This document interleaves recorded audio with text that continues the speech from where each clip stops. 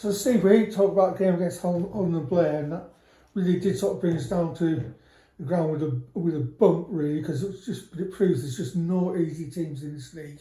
Absolutely, and we were well aware of that before the game as well. You've got to be ready to fight. You've got to be ready to grind it out against every team. Sorry, and yeah, you know we've come up short on Saturday and playing a team with a lot of experience there, and obviously meant a lot to them to sort of break their duck. So be interesting to see what they do in the next 5 or 6 Yeah, because I think it's credit to them that actually their league position doesn't reflect how good they are. Not for me. I've yet to see what I would call a bad side. You know, there's other Step 5 leagues where you look at the bottom and already there's a group of teams cut adrift, but not in this league. You know, you see Stansfield getting a point, should have possibly been free against Whitstable, and you see Hythe obviously getting a point as well. And then, like for me, I look through that Blair side. I've got 4 or 5 of the boys have played for me in the past, or teams that I've been involved with, and they're good players. A lot of experience in that side, so I can't see they're going to stay in that position for too long. But who knows who's going to fall into it? Yeah, because I mean it's typical. I think it just shows there's no easy game in this league, because as we've just been saying, we've got Holmesdale and Kennington coming up next, which are going to be really tough games. Yeah. And there's no way you would think normally they would be, they'd be challenging, but not like really tough. And the same thing is Corinthian, when we played them, they're now shot right up again. Just shows you. 100%, and it is top to bottom probably the most competitive league I've ever taken part in. And you obviously name check Kennington and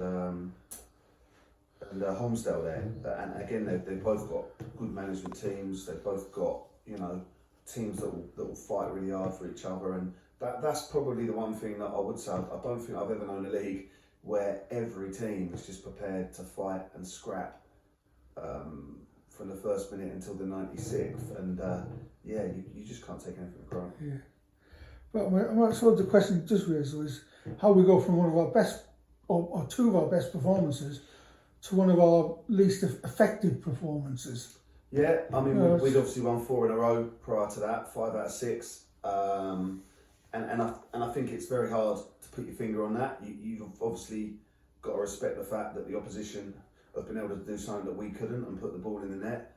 I felt we had large periods of dominating the ball.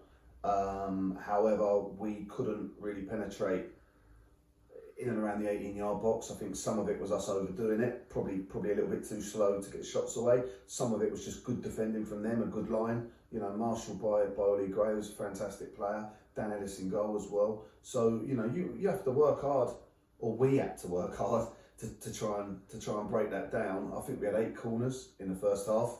I think, to be honest, the quality of the delivery wasn't good enough, and I think we do struggle. I say it on camera, but if anyone, we do struggle when a team sort of sits off us and doesn't give us space to attack. I'm conscious of the fact that that's exactly what Holmesdale do, who we've got coming next. So yeah, it's something we need to find a solution for. Exactly. I mean, with some of that thinking to the lineup, because you tweaked it a bit, didn't you? Yeah, we made 2 changes. So Jack Gallagher came in for Joffy and Reese came in for Lucas. To be honest, there's fine margins between most of our sort of first choice 16, 17 players, and I just feel we're only playing once a week at the moment. If we were playing Saturday, Tuesday, that would kind of give you a more natural way of rotating things. But I do think, much as there's the sort of adage, you don't change a winning side, also, when the shirts are that highly competitive anyway, you're looking at what happens in training, and we're only training once a week.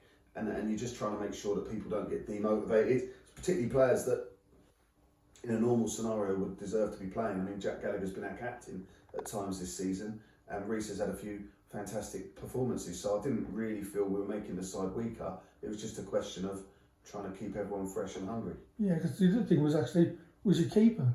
Yeah, but that was obviously enforced, so Bent's getting the 3-game ban. Cam was able to cover in the Vars, but he'd already told me that he couldn't do last Saturday.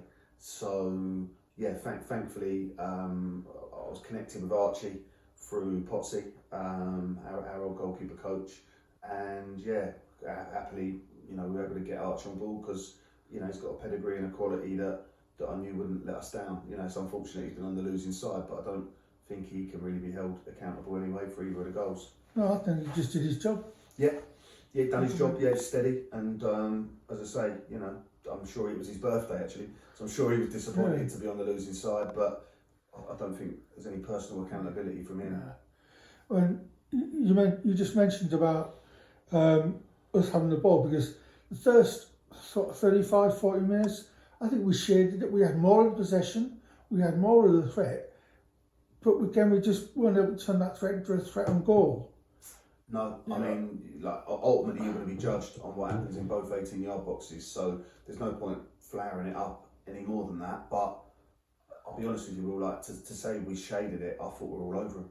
I thought we dominated the ball. I've watched it back as well, and I stand by that. The possession stats, stand by it. I thought some of the way we were moving the ball, some of the bravery to pass the ball through midfield was really good. I think the boys were enjoying playing on a surface where you could move the ball at tempo, but in a way that was because Blair was sitting off us a little bit, so it's all well and good looking pretty in front of the other team, but I did still feel like we were effective. But we couldn't really break their back line with any quality, whether that was movement or quality of pass.